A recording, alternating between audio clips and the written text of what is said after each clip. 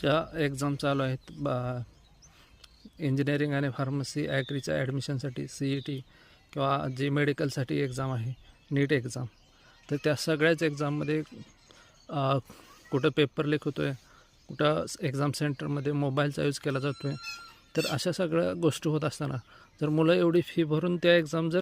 देण्यासाठी तिथं येत असतील आणि तुम्ही एवढी मोठी संस्था एवढं मोठं त्यांच्याकडनं फी वगैरे घेऊन जर हा प्रकार घडत असेल, तर जे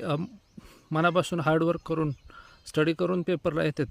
किंवा ज्यांच्याकडं फक्त मेरिटच्या थ्रूच मेडिकल किंवा इंजिनिअरिंगला ते जाऊ शकतात, अशा मुलांनी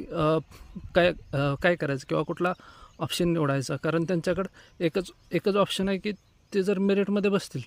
तरच ते त्या नीट किंवा मेडिकल किंवा इंजिनिअरिंग करू शकतात.